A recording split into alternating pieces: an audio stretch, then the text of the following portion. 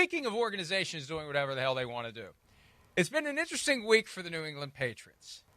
Sunday, the season's barely over. The guys are still in the shower in the locker room.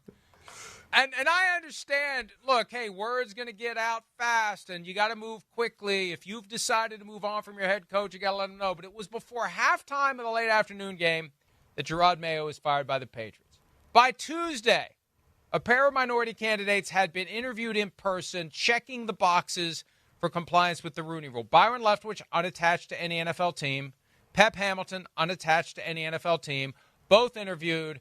The decks were cleared. The path is open. You can now interview and hire Mike Vrabel. And, look, they got called out externally. They might have gotten called out internally as well, which prompted the request for permission to interview Lions defensive coordinator Aaron Glen. And, Michael, the news yesterday was Glen, who's been requested by every team with a vacancy, said yes to every team except the Patriots. And good for him. Good for him to see what it was and to say, no, I'm not interested in submitting to this interview. Yeah, these were sham interviews that the Patriots did, Byron Leftwich and Pep Hamilton. I said to someone the other day, I will eat my microphone if the Patriots hire either of those guys as head coach or coordinator. And I hope they hire him. Man, now I'm hoping they hire him. You eating your microphone would be better than the black T-shirt under the dress shirt. An edible, I will wear a black T-shirt and eat the microphone. I will do both. And I think the Patriots, it's really silly. I mean, I know what they want to do. Everybody knows what they want to do. They want to hire Mike Vrabel. And there's a lot there. Vrabel was always, when he played for the Patriots and for the Chiefs after that, was always known as a coach on the field.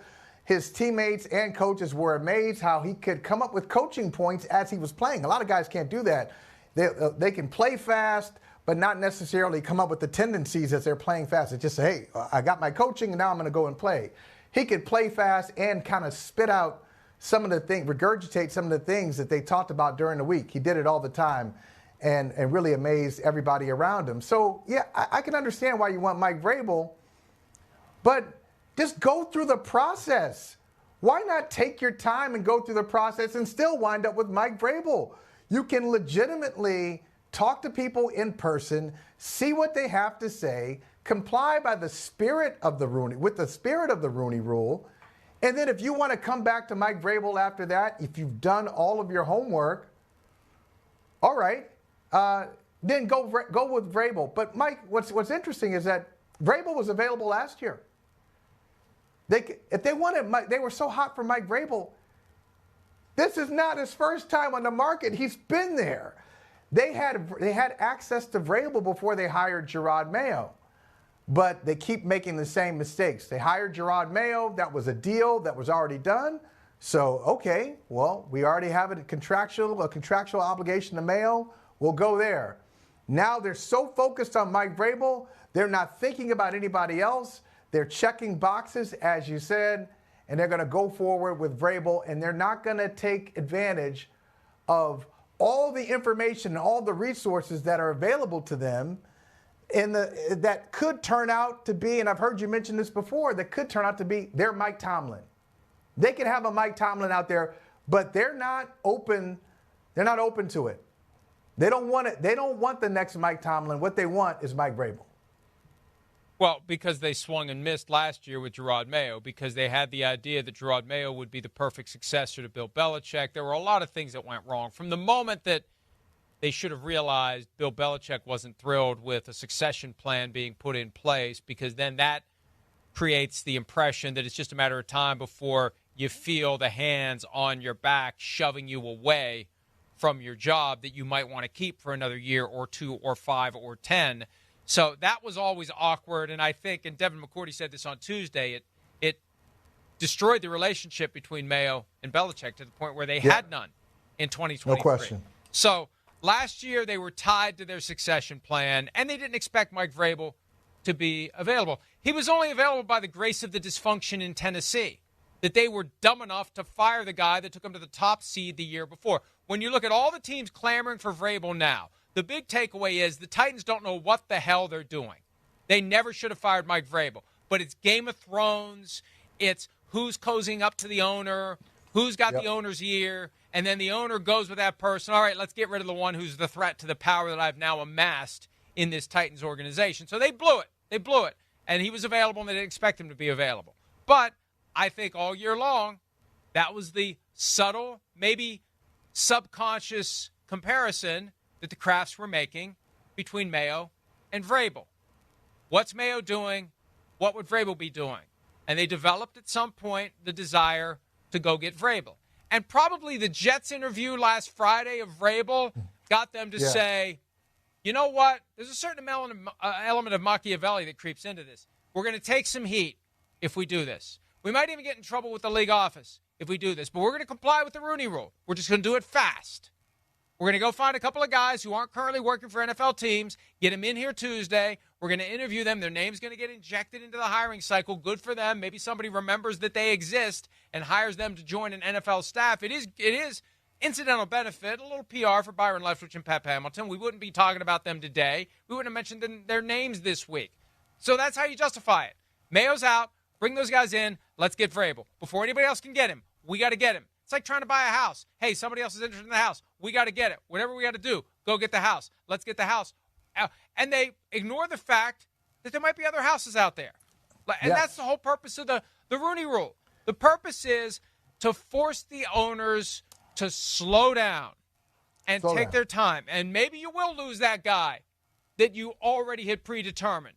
But the goal is to get owners to not predetermine the outcome of the search. And in this case, they complied with the letter. And I think it's fair, and I think they accept it. I think they know they're going to get some arrows on this. They didn't comply with the spirit of it because they predetermined the guy they wanted, and now it just feels like a matter of time before they hire him. And I don't know, maybe at the end of the day they don't hire him because somebody from the league office says, you just can't do this. You can't do this. You can't undermine the Rooney Rule through this 1, 2, 3-step process that you put in place. I doubt that happens. But who knows? Crazier things have happened. If they don't hire him, their fans will just revolt because they've set it up in a way. We've heard it.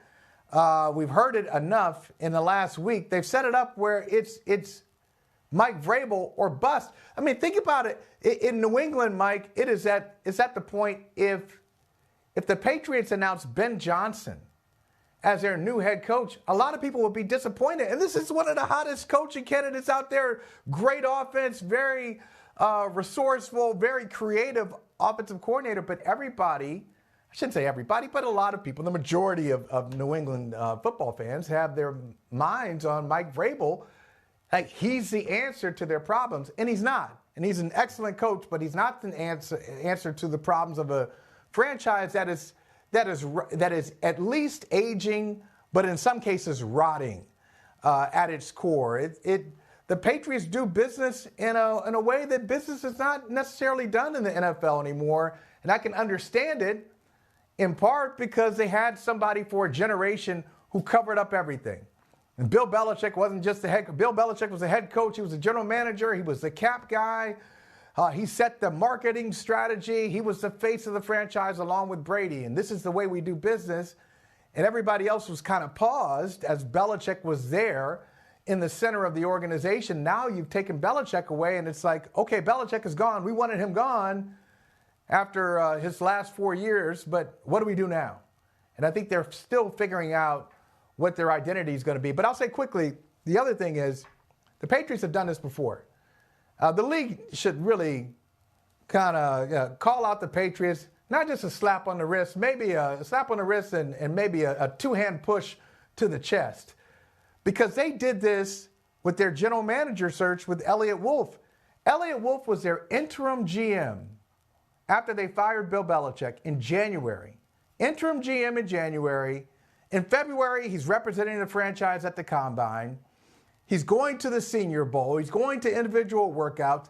He drafts the franchise quarterback, goes through free agency, hires staff, and then he's officially hired as GM in May after they did a little round. Who can we interview here who checks the Rooney Rule boxes for us, even though we already know, and everybody knew. Like, you wouldn't let a temp employee set the tone for your franchise and, by the way, change their grading system for their scouts. So you would never do that for a temp employee. They really spit in the face of the Rooney Rule last year, and I think they're doing it again. And let me just add this. Here's the problem that they're facing, whether it's the spirit of the Rooney Rule not being followed, or in Tennessee, I believe the letter of the Rooney Rule not fired when they bring in Chad Brinker as assistant GM when Rand Carthon was hired as GM. Last year, they promote Chad Brinker to president of football operations without a search. There was no evidence of any search. Nobody knew that job was open. They just put Chad Brinker in it. And then this year, they fire Carthon and hand Brinker, without a search, final say over the football operations. Now, I don't know that the Titans are smart enough to do this deliberately. I think it might have just been, discovering plutonium by accident. But they created an end run around the Rooney Rule without even apparently trying. And the league's not going to do anything about it, Michael. Here's the fundamental problem. This goes back to my 19 years of practicing law. And for the last 9 or 10, I was representing individuals who had been fired by, passed over for promotions, whatever it was, retaliated against. And you had to prove that the corporation was motivated by impermissible factors. There's no way at a time when they are facing a race discrimination lawsuit from Brian Flores, Steve Wilkes, and Ray Horton that the NFL is going to tell the world we got a Rooney Rule violator here. They don't want to tell anybody that. They're going to circle the wagons. They're going to say nothing to see here. They're going to make it up as they go to excuse any team, and this isn't playing favorites, any team that would potentially be in violation. They're never going to admit to it because that becomes Exhibit A in the Flores case, or if Flores ends up walking away if he gets a head coaching job, Wilkes and Horton are still there, and anyone else that would want to take action against the decades of improper, incomplete, substandard hiring practices by NFL teams. So that's the problem. At the end of the day, there may be some phone lines burning up internally from 345 Park Avenue to Gillette Stadium. Externally, they're never going to say anything about it. Yeah, it's one of those cases of, hey, you might be right. You might have a case, but we can't admit it right now because that will just undermine everything else that we're trying to do. And it lets you get away with things. And as long as the Patriots are willing to take the PR hit. And look, they complied with the letter of the rule. They complied with it. And that's why, Michael, the change they need to make, and it's very simple. They expanded the requirement from 1 to 2 at some point when they realized 1's too easy to comply with. One of the 2 needs to be currently employed by an NFL team. That will necessarily slow down the process because you can't comply with the Rooney Rule until the time that you can have an in-person interview with someone from a team. That forces you to take a little more time. So at a minimum, they need to do that. And, at the end of the day, the black T-shirt under the dress shirt wearing crowd is not going to be controlled by anyone. They're going to do whatever they want to do. But you just need to impose tighter guardrails to get them to do what needs to be done in order to do things the right way. Hi, it's Mike Florio. Thanks for watching PFT on YouTube. Hit subscribe for the latest news and analysis from Pro Football Talk.